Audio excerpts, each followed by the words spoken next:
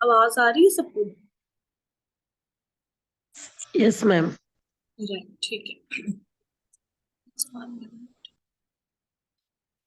हरे Krishna everyone. आज हम भगवत गीता के 6वें अध्याय के 37वें श्लोक को करेंगे। ये श्लोक है, अर्जुन उवाच अयति हि श्रद्धयोपेते योग चलित मानसा अप्राप्य योग संसिद्धिम काम कृष्ण गच्छति।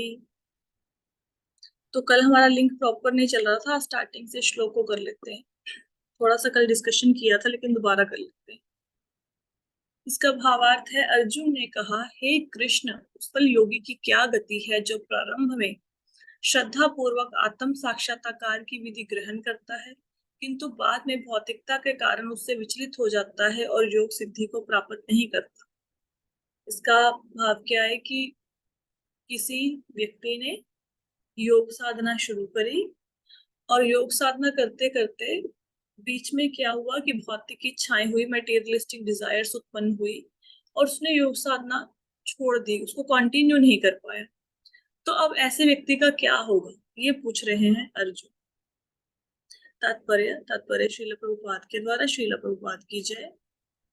प्रभुपाद लिखते हैं कि भगवत गीता में आत्म साक्षात्कार या योग मार्ग का वर्णन है। आत्म साक्षात्कार का मूलभूत नियम यह है कि जीवात्मा यह भौतिक शरीर नहीं है अपितु इससे भिन्न है और उसका सुख शाश्वत जीवन आनंद ज्ञान में निहित है। ये शरीर तथा मन दोनों से परे है। आत्म साक्षात्कार की खोज ज्ञान द्वारा की जाती है। इसके लिए अष्टांग विधि या भक्ति योग का अभ्यास करना होता है। इनमें से प्रत्येक विधि में जीव को अपनी स्वाभाविक स्थिति, भगवान से अपने संबंध, उन कार्यों की अनुभूति प्राप्त करनी होती है जिनके द्वारा वह टूटी हुई श्रृंखला को जोड़ सके और कृष्ण भावनामृत की सर्वोच्च सिद्धि को सिद्ध अवस्था प्राप्त कर सके। तो यहाँ तक क्या बताया गया है कि भगवत गीता में क्या वर्णन है? Self self realisation. Self realisation मतलब क्या? सेल्फ रियलाइजेशन मतलब मैं शरीर नहीं हूँ। अगर मैं हाथ को देखता हूँ तो ये मेरा हाथ है, मैं नहीं हूँ। मैं उंगली को देखती हूँ तो ये मेरी उंगली है, मैं नहीं हूँ। अगर मैं कहीं पे किसी को पूछूं कि आप कहाँ हो, आप कौन हो, तो अगर आप अपना हाथ ऊपर करो तो हम बोलेंगे ये तो आपका हाथ है, आप थोड़े ना हो। अगर आप अपने आप को टच करो ऐसे कि ये मैं हूँ, तो भी ये तो आपकी चेस्ट है, आप थोड़े ना हो। ऐसे मैं अपने सिर को टच करूँ तो ये तो सिर है, आप थोड़े ना हो। तो फिर आप क्या हो ना? ये हम क्या है? हम है आत्मा जो शरीर के अंदर है। शरीर नहीं है हम आत्मा है। आत्मा को एक व्हीकल दिया हुआ है, जैसे एक ड्राइवर है उसको एक व्हीकल दिया होता है, कार दी होती है, ऐसे आत्मा को एक व्हीकल दिया हुआ है, वो है शरीर। पर हम शरीर नहीं, एक्चुअल में हम आत्मा है। जब हमारी मृत्यु हो जाएगी, शरीर खत्म हो जाएगा, आत्मा फिर भी रहेगी, हमेशा से थी, है और रहेगी। तो इस लाइन का ही मतलब है कि जीवात्मा भौतिक शरीर नहीं है और आत्मा है। और जैसे भगवान सच्चिदानंद है, सच्चित आनंद से परिपूर्ण है, मतलब वो हमेशा से थे, हैं, रहेंगे। वो उनको पूर्ण ज्ञान है, उनको वो अपने आप में आनंदित रहते हैं, सदैव आनंदित है। तो क्योंकि हम भगवान के अंश हैं इसलिए हमें भी आनंद चाहिए। जैसे पिता के गुण होते हैं वो बच्चे में आते हैं ना, तो जैसे पिता आनंदित रहते हैं तो हमें भी आनंद चाहिए। लेकिन वो आनंद भौतिक कार्यकलापों से नहीं मिलेगा। हमें चाहिए परमानेंट आनंद, जो होता है परमानेंट। टेम्परेरी आनंद नहीं चाहिए, टेम्परेरी प्लेजर नहीं चाहिए, परमानेंट प्लेजर चाहिए। तो परमानेंट प्लेजर कैसे मिलेगा? जब हम लोग आध्यात्मिक मार्ग को चुनेंगे, स्पिरिचुअलिटी को चुनेंगे। तो स्पिरिचुअलिटी के मार्ग पर अगर जाना है, सेल्फ रियलाइजेशन करनी है, तो सबसे पहले ज्ञान अर्जित करना होगा। You must be having some knowledge. Knowledge के बाद ही आप मार्ग पर चलोगे ना। अगर सपोज किसी ने कोई डिश रेडी करनी है तो उसको पहले उसकी विधि का पता होगा, तभी वो डिश रेडी होएगी ना। तो सबसे पहले ज्ञान अर्जित करना है और इसके लिए टू वेज हैं सेल्फ रियलाइजेशन के लिए, भक्ति योग या अष्टांग योग। अष्टांग योग में योग साधना के द्वारा भगवान को प्राप्त करने की कोशिश की जाती है और भक्ति योग में भक्ति के मार्ग को चुना जाता है। और कोई भी मार्ग अपनाओ, चाहे आप अष्टांग योग अपनाओ चाहे भक्ति योग बनाओ, टूटी हुई श्रृंखला जुड़ जाती है इससे। टूटी हुई श्रृंखला का क्या मतलब है कि हम हैं भगवान के अंश। ये ज्ञान हमें था। कब ज्ञान था? जब हम माता के गर्भ में थे। तो गर्भ में तो शिशु बालक होता है, भगवान से प्रार्थना करता है ना कि बाल भगवान एक बार मुझे निकाल दो, बाहर निकलूंगा, आपके नाम का स्मरण करूंगा, दोबारा से धरती पर लौट के नहीं आऊंगा, आपके धाम को जाऊंगा। जैसे ही बाहर निकला सब कुछ भूल जाता है, तो श्रृंखला टूट गई ना। हम भगवान के अंश, हमें याद था, फिर हम भूल गए, तो ये जो सीक्वेंस था, सीक्वेंस ब्रेक हो गया। तो भक्ति योग या अष्टांग योग से क्या होगा, ये सीक्वेंस फिर से जुड़ जाएगा और हम अपनी स्थिति को समझ जाएंगे कि हम भगवान के दास हैं, भगवान के अंश हैं। इन तीनों विधियों में से किसी का भी पालन करके मनुष्य देर सवेर अपने चरम लक्ष्य को प्राप्त कर लेता है। तो अगर हम अष्टांग योग, भक्ति योग, ज्ञान योग के मार्ग को चुनते हैं तो ऐसा नहीं कि इमीडिएट रियलाइजेशन हो जाएगी। हमें स्टार्टिंग में ऐसा लगेगा कुछ हो नहीं रहा, वी आर मतलब डूइंग सम एफर्ट्स, बट उसका कोई रिजल्ट नहीं आ रहा। लेकिन काम होना शुरू हो जाता है जैसे ही आप भक्ति के मार्ग पर चलते हैं, जैसे ही योग के मार्ग पर चलते हैं, तो काम होना इंटरनली शुरू हो जाता है, हमें नजर नहीं आता। और आज नहीं तो कल हो सकता है, अगर तो हम भक्ति के लिए सीरियस हैं तो इसी जन्म में हम अपने लक्ष्य को प्राप्त कर लेंगे। मतलब लक्ष्य क्या, भगवान के धाम को जाना। और बाय चांस हम भक्ति में सीरियस नहीं है तो इस जन्म में नहीं, चाहे हमने इस जन्म में बेमन से भक्ति करी, पूरे मन से भक्ति नहीं करी, तो इस जन्म में नहीं तो अगले जन्म में भगवान को पालेंगे, अगले जन्म में नहीं तो कुछ जन्मों में भगवान को पालेंगे, कुछ जन्मों में नहीं तो कुछ ज्यादा जन्मों में भगवान को पालेंगे। पर अल्टीमेटली हम अपने गोल को अचीव कर लेंगे। ये हमारे ऊपर है कि हमने कितनी देर में अपने लक्ष्य को प्राप्त करना है। जैसे कोई वो है, बच्चे एग्जाम देते हैं, तो बच्चे होते हैं एक साल में भी, जैसे सीए करनी है किसी ने, है ना, चार्टर्ड अकाउंटेंट बनना है, तो कुछ लोग होते हैं वो हर साल अपने पेपर क्लियर करते जाते हैं और टाइम पे बन जाते हैं, कुछ होते हैं जिनको 10 साल भी लग जाते हैं, सीए क्लियर नहीं होती। तो ये डिपेंड करता है कौन कितना सीरियस है और कौन कितने अच्छे से उस मार्ग पर चल रहा है, कौन कितने अच्छे से पढ़ाई कर रहा है। Same is the case with भक्ति योग। अगर आप सीरियस है इस मार्ग पे और बहुत अच्छे से अपनी सारी भक्ति की विधियों को फॉलो कर रहे हैं, तो आप इसी जन्म में भगवान को पालेंगे। नहीं सीरियस है तो लेट पालेंगे। अब जैसे सीए की पढ़ाई की एग्जांपल दी, अब सीए में क्या है, अगर इस जन्म में सीए बन गया ठीक है, बाई चांस किसी ने 10-15 साल मेहनत करी, वो सीए नहीं बन पाया, तो अगर उस व्यक्ति की मृत्यु हो जाए तो उसको फिर नर्सरी क्लास से स्टार्ट करना पड़ेगा, जितनी पढ़ाई कर ली वो सब वेस्ट पिछले जन्म में, है ना। और पता नहीं अगले जन्म में क्या लक्ष्य होगा उसका, सीए होगा या कुछ और होगा। लेकिन भक्ति योग में ये होता है कि अगर आप इस मार्ग पर चले, जैसे अर्जुन ने पूछा ना किसने योग शुरू किया लेकिन बीच में छूट गया, आप भक्ति के मार्ग में चले और बीच में छूट गई, आपकी भक्ति छूट गई, तो ऐसा नहीं है कि जितनी भक्ति करी वो सारी छिन्न भिन्न हो गई, ऐसा नहीं है। वो वैसे ही अर्जित रहेगी, आपके अकाउंट में रहेगी, ठीक है। और कभी ना कभी भगवान फिर से कोई आपको ऐसा मौका देंगे कि फिर से आप भगवान से जुड़ पाए। तो ऐसे मौके आपको मिलते रहेंगे, भक्ति कभी भी खत्म नहीं होती। जैसे संसारिक स्टडी तो खत्म हो जाती है, भक्ति नहीं खत्म होती। भक्ति जितनी इस जन्म ली ना, अगले जन्म में उससे आगे शुरू होगी। अब आप भगवत गीता पढ़े जा रहे हो ना, तो अगले जन्म में थोड़ा ना आपको इतनी मेहनत करनी पड़ेगी, नहीं, फिर क्योंकि पढ़ी हुई है ना, एक जन्म में पढ़ ली, अगले जन्म में नहीं पढ़नी पड़ेगी, मतलब पढ़ोगे तो समझ आ जाएगी एटलीस्ट, राइट। सो इसके बाद है, हाँ, भगवान ने द्वितीय अध्याय में इस पर बल दिया है कि दिव्य मार्ग में थोड़े से प्रयास से भी मोक्ष की महती आशा है। तो अगर आप भक्ति के मार्ग में थोड़ी सी भी मेहनत करते हो, थोड़ी सी भी, अगर भक्ति करने का मन नहीं कर रहा तब भी बेमन से ही चाहे करते हो, लेकिन करते हो, थोड़ी सी भी मेहनत करते हो, तो भी बहुत प्रबल वो है, क्या कहते हैं, बहुत संभावना है कि आप मोक्ष को प्राप्त कर लोगे। मोक्ष मतलब जन्म मृत्यु के चक्कर से छुटकारा। इन तीनों में से इस युग के लिए भक्ति योग विशेष उपयुक्त है। मतलब ज्ञान योग, अष्टांग योग, भक्ति योग में से इस जन्म में जो आप इजीली, कलयुग में हम लोग क्या इजीली कर सकते हैं, हम लोग कर सकते हैं भक्ति योग, क्योंकि ईश साक्षात्कार की श्रेष्ठतम प्रत्यक्ष विधि है। अतः अर्जुन पुनः आश्वस्त होने की दृष्टि से भगवान कृष्ण से अपने पूर्व कथन की पुष्टि करने को कहता है। तो क्या है, भगवान ने हालांकि सेकंड चैप्टर में बता दिया, नेहा विक्रम नाश्योस्ति प्रत्यवायो न विद्यते, कि जो भी मेरी भक्ति करेगा उसका कभी विनाश नहीं होएगा और भयंकर भय से उसकी मुक्ति भी हो जाएगी। लेकिन अर्जुन ना भगवान को पक्का करना चाहता है कि पक्का बताओ, जैसे होता है ना, हम बोले कि भाई ये काम बन जाएगा मेरा, तो आप बोलोगे हाँ बन जाएगा, तो सामने वाला बंदा बोलता है कि नहीं नहीं पक्का बताओ कि पक्का मेरा काम हो जाएगा, मेरे को एश्योरेंस दो। तो फिर हम फिर से कहते हैं हाँ हाँ भाई तेरा काम हो जाएगा, हम कर देंगे तेरा काम, बोलते हैं ना हम ऐसा। ठीक है। तो जैसे होता है ना किसी जगह पे आप सूट स्टिच करना देने जाते हो, तो आप बोलते हो कि मेरी 2 तारीख को मैंने शादी में जाना है, ये मेरा सूट रेडी कर देना। तो टेलर बोलता है कि हाँ मैं कर दूंगा।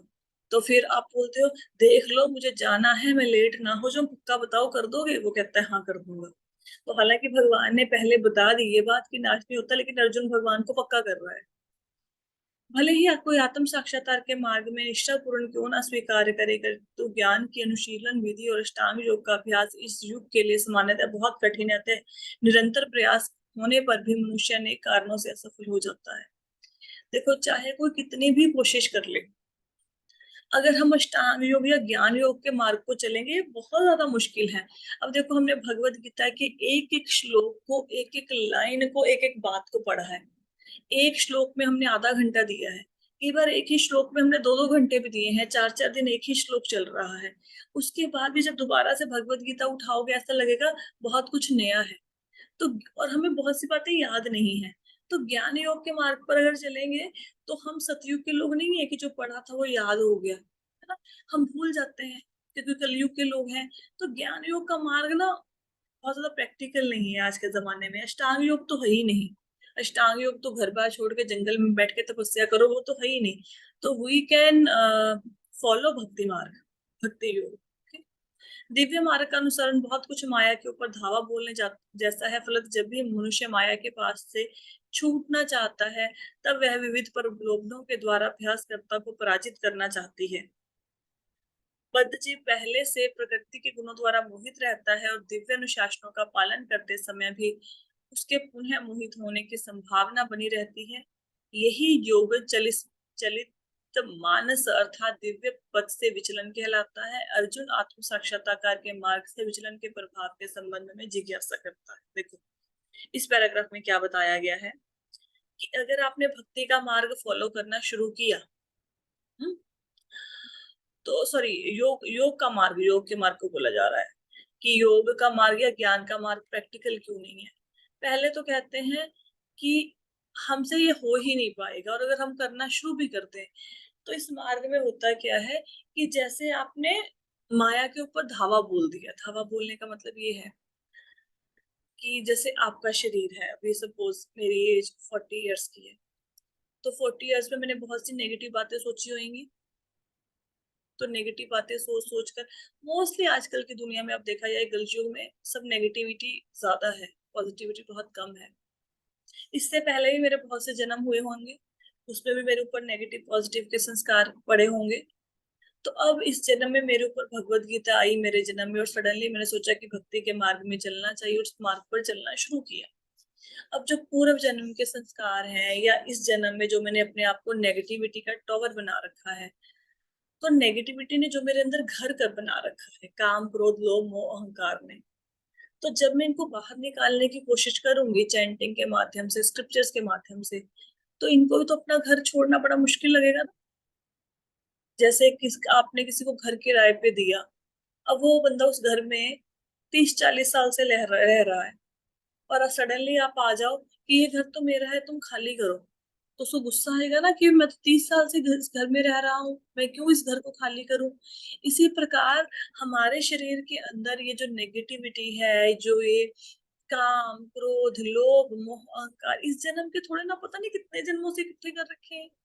और सडनली आप बोलते हो मेरी बॉडी को छोड़ के चले जाओ, कामनाओं को बोलते हो, लोभ को बोलते हो, अहंकार को, क्रोध को कि जाओ मेरी बॉडी को छोड़ो, तो वो क्यों छोड़ेंगे आपकी बॉडी को? वो और कस के पकड़ लेंगे कि मैं क्यों जाऊं, तुमने मुझे अपनी बॉडी में से निकाल दिया, फिर मैं दूसरा घर कहाँ से ढूंढूंगा। तो वो छोड़ना नहीं चाहती, नेगेटिविटी आपको छोड़ना नहीं चाहती। तो माया आपको छोड़ना नहीं चाहती, तो आपको ना प्रलोभन दिए जाते हैं। प्रलोभन का मतलब ये है, अब भक्ति के मार्ग में आपके पास पैसा नहीं है, सपोज आपको पैसे की बड़ी इच्छा है, आप भक्ति के मार्ग में चले, तो भक्ति में के मार्ग में चलते चलते धीरे धीरे भौतिक इच्छाएं खत्म होनी शुरू होगी। आपने सोचा कि ठीक है कोई बात नहीं, पैसे से क्या लेना देना, जितना है संतुष्ट रहो। फिर माया टेस्ट करती है, क्योंकि माया का क्या काम है, जैसे जज होता है, जज डिसाइड करता है ना कि भाई इसको जेल में भेजना है या छोड़ना है ना। तो अगर जज निर्णय दे दे कि भाई इसको जेल होनी है तो जेल हो जाएगी। अगर जज बोले कि नहीं भाई ये व्यक्ति बेगुनाह है, इसने कोई बुरा काम नहीं किया, तो वो छूट जाएगा। तो इसी प्रकार माया जो है, माया का काम क्या है? माया भगवान की जो शक्ति है उसका ये काम है कि भगवान के धाम में वही लोग एंटर करें जो कि एलिजिबल है। जो एलिजिबल नहीं है वो इसी इसी लोक में रहे, ऐसे ही जन्म मृत्यु के चक्कर में फंसे रहे। अब माया आपको टेस्ट तो करेगी ना। अब क्यों भक्ति करनी शुरू करी थी? हमने सोचा कि पैसा नहीं है, कोई बात नहीं भाई, जितना है उतने में संतुष्ट करो, रहो और भक्ति करो। अब देखेंगे भक्ति करना शुरू किया तो पैसा आना शुरू हो गया, बिजनेस बढ़ने लगा, जॉब में अच्छे रिजल्ट मिलने लग गए आपको। जो भी आप काम करते हो उस पे आपको अच्छे रिजल्ट मिलने शुरू हो गए। अब क्या था, पहले जब पैसा नहीं था तो भक्ति कर पा रहे थे, और ये पैसे की तरफ ध्यान कम था, अपॉर्चुनिटीज कम थी। लेकिन अब भक्ति करी, अपॉर्चुनिटीज मिल गई, तो कई लोग क्या करते हैं, धीरे धीरे पैसे की तरफ ही चल देते हैं, भक्ति छूट जाती है। क्योंकि माया ने आपको हर संभव लालच देना है, हर संभव। हो सकता है आप भक्ति के मार्ग में इसलिए आए हो क्योंकि आप रिलेशनशिप से परेशान है, आप अपने घर वालों से परेशान है, आपको भी रिस्पेक्ट नहीं देता, घर में बड़ा कलह क्लेश है, भक्ति के मार्ग में आए। सडनली क्या होगा, रिलेशनशिप बेटर हो जाएंगे, क्योंकि माया ने लालच तो देना है ना। रिलेशनशिप सारे बेटर हो जाएंगे। फिर कई बार ऐसा होता है, मतलब हमारे जैसे साधारण जीवों के साथ, कि रिलेशनशिप बेटर हो जाते हैं तो हम भगवान को भूल जाते हैं। जब दुखी थे तो भगवान की याद आई, अब सुखी हो गए तो भगवान की याद नहीं आ रही। तो माया हर व्यक्ति को, माया को पता है कि इस व्यक्ति को कैसे तोड़ना है इस मार्ग से। जैसे एग्जाम्पल से समझाती हूँ, जैसे एक बच्चा है, स्कूल नहीं जाना, कहता है मैं स्कूल नहीं जाऊंगा। तो मम्मी को पता होता है कि इसकी जिद को कैसे तोड़ना है। इसको चॉकलेट का लालच दे के भेजना है, इसको बोलना है कि मैं घर आके तुम्हें टीवी देखने दूंगी या मैं तुझे घुमाने ले जाऊंगी।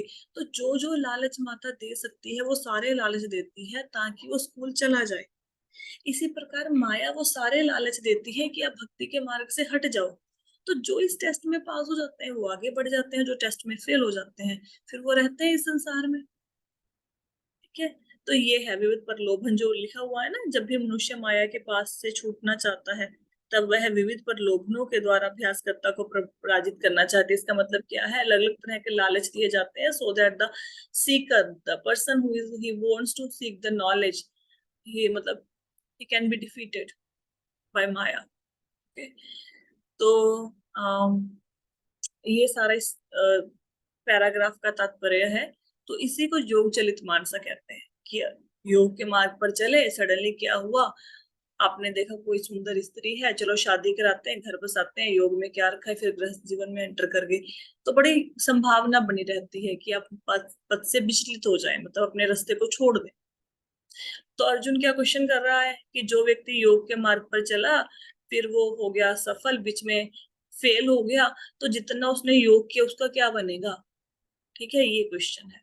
नेक्स्ट करते हैं श्लोका। अभी जब आप भगवत गीता को पढ़ेंगे ना, ये सारे सुनने के बाद आप कनेक्ट कर पाएंगे थोड़ा सा कि क्या पूछना चाह रहा है, आपको रियल लाइफ के साथ इस भगवत गीता को कनेक्ट कर लेंगे।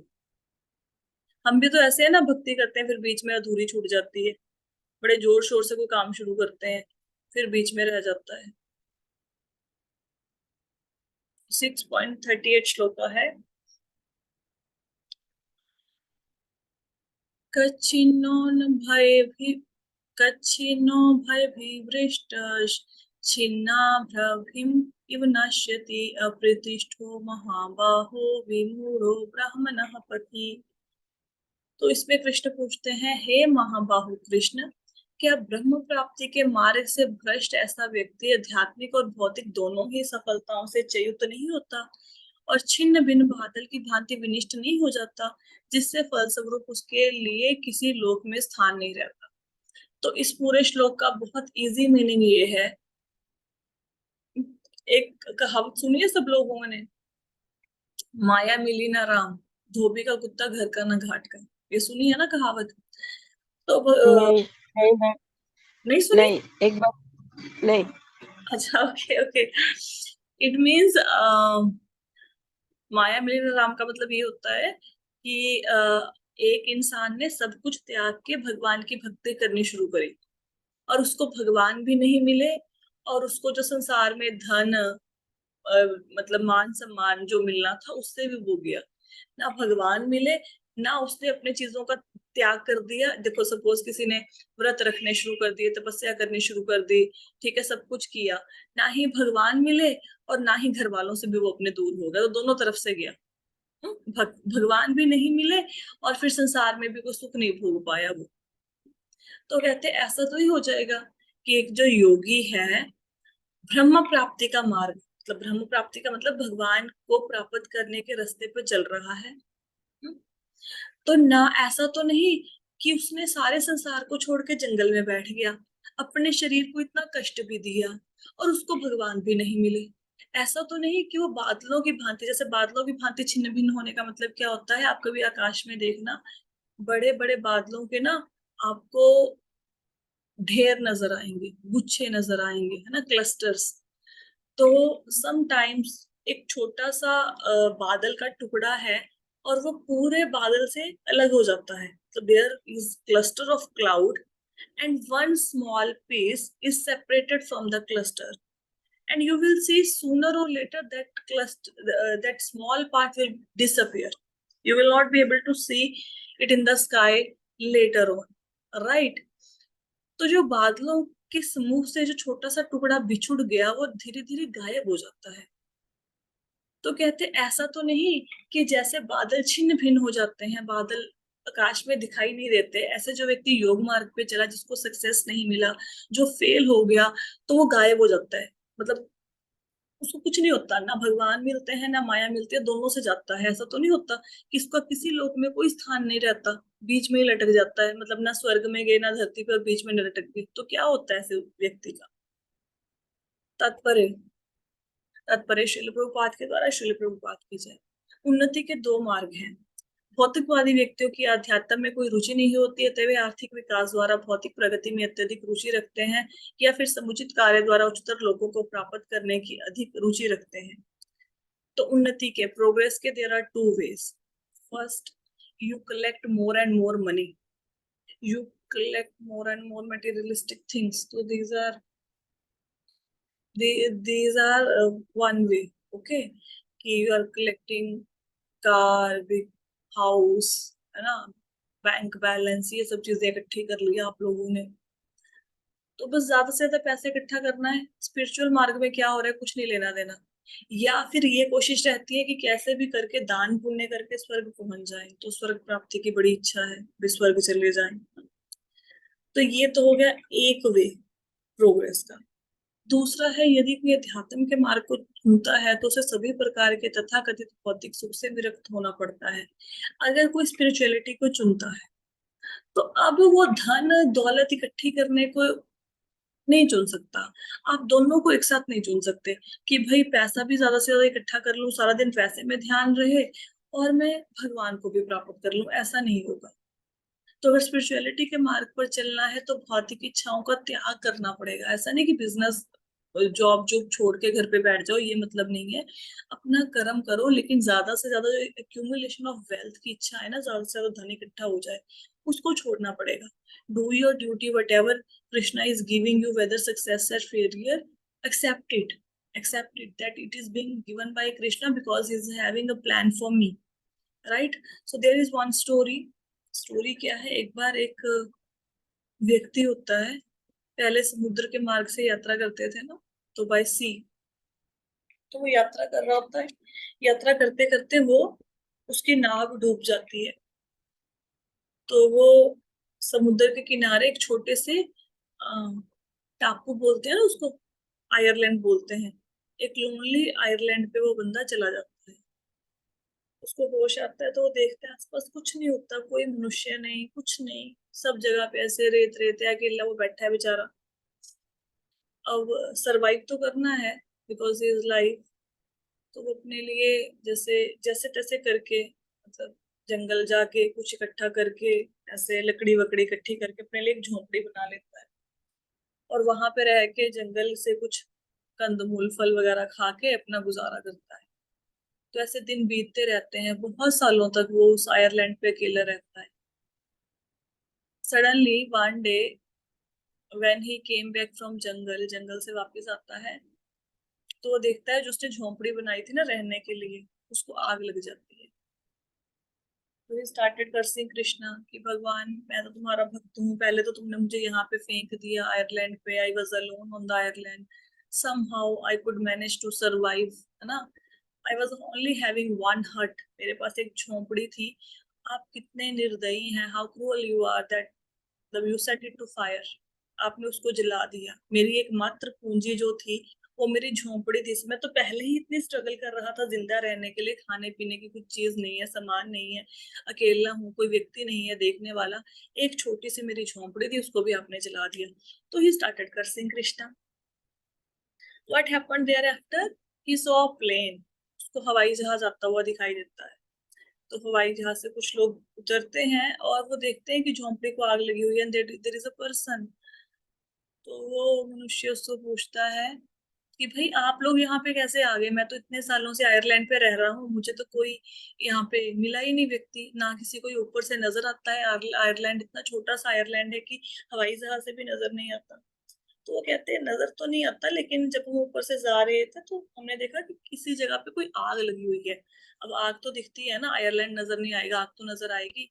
तो कहते कि आग को देखकर हमें ऐसा लगा कि शायद there is somebody who is in problem, तो इसलिए हम यहाँ पे अपना मतलब हमने अपना प्लेन रोका और देखने के लिए कि व्हाट इज हैपनिंग देयर। तो फिर उस व्यक्ति को समझ आता है कि हाउ मर्सीफुल कृष्णा इज, झोंपड़ी को आग क्यों लगाई थी, why the hut is being set to fire, because Krishna का प्लान था कि आग लगेगी तो यहाँ से प्लेन निकलेगा तो वो देखेंगे आग को, और देन फिर वो थोड़ा सा उसको ले जाएंगे आयरलैंड से निकाल के, अकेले रह रहा है वो ना। तो ऐसे ही जब हमारे साथ भी कुछ होता है ना तो हम इतने रेस्टलेस हो जाते हैं कि बस जिंदगी खत्म हो गई, सब लुट गया, बर्बाद हो गया, है ना। धन के चले जाने पर ऐसे हो जाएंगे पता नहीं क्या हो गया, जीवन में कुछ मुसीबत आती है हमारे घर में, सबके घर में आती है, किसी की बीमारी की फॉर्म में आती है, किसी की पैसे की कमी की फॉर्म में आती है, किसी की रिलेशनशिप की फॉर्म में आती है, क्योंकि दुख है ना अलग अलग तरीके से आते हैं। हम इतना ज्यादा अ, गिर जाते हैं, इतना निराश हो जाते हैं, हताश हो जाते हैं ऐसी सिचुएशन में, हमें ऐसा लगता है नहीं बस खत्म हो गई लाइफ। ऐसा नहीं होता। लाइफ ये ऐसे पता है कौन लोग होते हैं जो गिर जाते हैं, जो उठ नहीं पाते, जो भक्ति नहीं करते।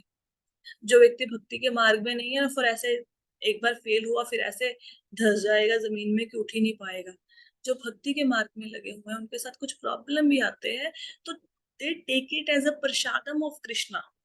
तो problems are like a beautiful gift to you. Prabhupada ji के पास दो शिष्य आए, उन्होंने पूछा, एक ने बोला कि प्रभुपाद जी मेरी वाइफ मुझे बहुत परेशान करती है, मेरे को गालियां देती है, मुझे भक्ति नहीं करने देती, मुझे मंदिर नहीं आने देती, मैं बड़ी मुश्किल से आता हूँ तो मुझे भक्ति के मार्ग में बड़ी कठिनाई हो रही है। तो दूसरे व्यक्ति ने बोला कि Prabhupada ji I am very lucky, मेरी वाइफ तो बहुत सपोर्ट करती है, वो मेरे साथ मंदिर भी आती है, मेरी भक्ति के मार्ग में हेल्प करती है, मेरा ख्याल रखती है। तो प्रभुपाद जी कहते हैं कि जिसकी वाइफ ख्याल रखती थी उसको कहते हैं कि तेरी भगवत धाम जाने में भी टाइम है, आप अभी भगवत धाम नहीं जाओगे, आप कुछ देर रुक के भगवत धाम जाओगे। और जिसकी वाइफ परेशान करती थी उनको कहा कि आप बहुत शीघ्र भगवत धाम चले जाओगे। ऐसा क्यों? क्योंकि जब मनुष्य अंदर से दुखी होता है ना, देखो जो बंदे सुखी है ना वो भक्ति तो कर लेगा, लेकिन उसके मन से ना चीख नहीं निकलेगी, पुकार नहीं निकलेगी भगवान के लिए कि कृष्णा अब तुम हो, तुम ही आओ, तुम ही बचाओ। है ऐसे ऐसे वो पुकार नहीं निकलती, क्योंकि सुखी है ना, पुकार कहाँ से निकलेगी। जब व्यक्ति दुखी होता है, हर तरफ से मुसीबत ही मुसीबत, हर तरफ से धन भी गया, चैन भी गया, सुख गया, आराम गया, सब चला गया, फिर जो अंदर से पुकार निकलती है ना तब भगवान देखते हैं। तो अगर आपकी लाइफ में मुसीबतें आ रही हैं, अगर आप मंदिर जाना चाहते हैं घर वाले जाने नहीं देते, अगर आपके पास साधन नहीं है जाने के, आपके मन में इच्छा है, अगर आप भक्ति करना चाहते हैं घर वाले करने नहीं देते, it means Krishna is very happy with you. अभी मेरे एक मेंटर हैं, वो रेवाड़ी में लेक्चर देते हैं, रेवाड़ी इज अ प्लेस। तो वहां पे ऐसी ऐसी फीमेल्स हैं जिनके हस्बैंड उनको मारते हैं ड्रिंक करके, बहुत बुरी तरह से उनकी पिटाई करते हैं, और उनके लिटरली निशान भी होते हैं, उनके दर्द भी होता है। स्टिल वो डेली 16 राउंड ऑफ चैंटिंग करती हैं, 16 round of chanting every day, और कभी नहीं कर पाती तो मैसेज डालती हैं कि सॉरी प्रभु जी आज चैंटिंग नहीं हो पाई। आप सोचो डेली आपकी पिटाई हो और अच्छी खासी पिटाई हो जाए, डंडे से पिटाई हो जाए, उसके बाद 16 माला करनी पड़ जाए, तो कहाँ पे भक्ति याद रहेगी, बल्कि गाली ही देंगे भगवान। तो ऐसे मुसीबतों में डरना नहीं चाहिए, है ना, भगवान के साथ ज्यादा जुड़ना चाहिए ऐसी मुसीबतों में। सो yesterday what happened, I fell down from stairs.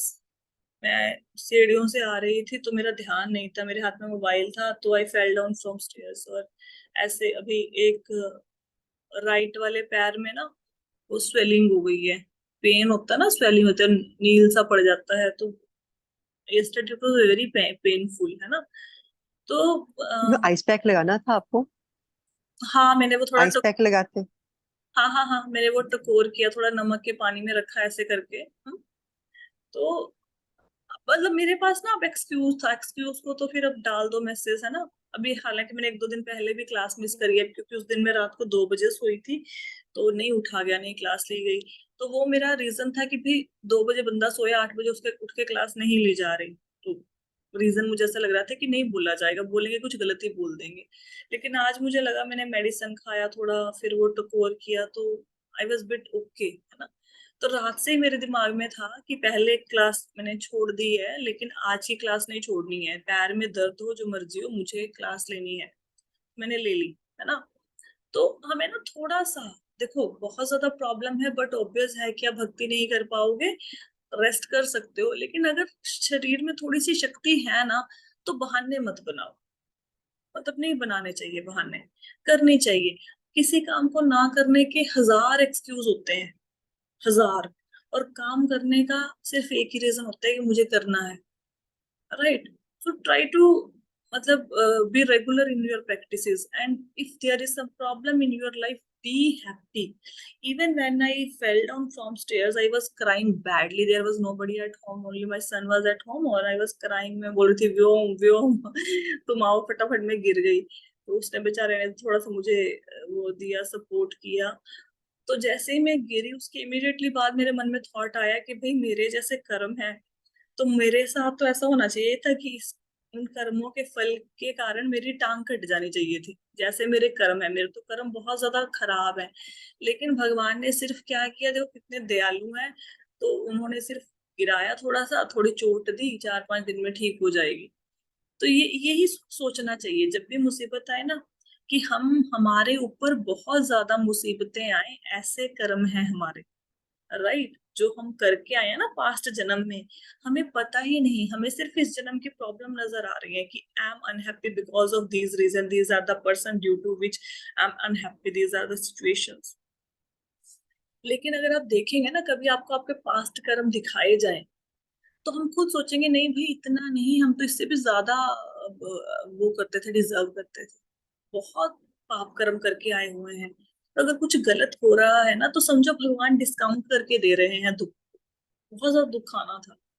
तो ये हमारा होना चाहिए फोकस, हमेशा ऐसे होना चाहिए, जब भी मुसीबत आए, ज्यादा आनी थी कम आई है, थैंक यू कृष्णा, मुसीबत ज्यादा हो सकती थी, कम मुसीबत, राइट। और जब आप इस भाव के साथ आगे चलेंगे ना, तो उसमें होता क्या है कि आप बहुत जल्दी उस मुसीबत से निकल आते हैं। अब जैसे कल मेरी जो हालत थी, मुझे ऐसा लग रहा था कि एटलीस्ट फॉर 1 वीक आई, मतलब आई गॉन, जिस ढंग से मेरी हालत थी, द वे इट वाज, मतलब देयर इज पेन बैडली, तो फिर मुझे ऐसा लग रहा था नहीं, मतलब 6-7 दिन तो अभी रेस्ट करना पड़ेगा। लेकिन क्योंकि आई टुक इट पॉजिटिवली, मुझे ऐसा लगा कि नहीं कोई बात नहीं, लेट इट बी, लग गया तो लग गया। तो आज मैं अपना पैर नीचे रख पा रही हूँ। अगर आप किसी मुसीबत को बहुत नेगेटिव वे में देखते हो ना, कि ये क्या हो गया, हाय हाय हाय हाय मचाते हैं, तो फिर वो मुसीबत और भयंकर तरीके से, और भी डेंजरस होके आपके सामने आती है। लेकिन अगर आप ये सोचो कि कोई बात नहीं, it's okay, you accept it as Krishna prasadam, कि मुसीबत आई भगवान का प्रसाद समझ के ले लो, तो मुसीबत कम हो जाती है, right. Accept the situations in a positive mode in your life, right. So अभी आधा ही श्लोक कर पाए हैं, आधा हम लोग कल करेंगे। अब यहाँ तक किसी को कोई प्रश्न है तो you can ask. Get well soon, ma'am. Get well soon. हाँ मैं अभी even today I am feeling better, मतलब it's okay, So what I want to tell you कि whatever could be the reason, whether you are physically not very well, but if there is 1% hope that you can do chanting, even you are having 1% of that stamina that you can do bhakti in any situation of your life, please don't stop this chanting. Don't stop reading. Don't stop listening till the time you are having even one last breath of your life. One last breath. ना? तो determination के साथ करते रहो थोड़ा सा, भगवान देखेंगे, सुन लेंगे कभी ना कभी. Thank you so much everyone for joining the session. Hare Krishna. Hare Krishna.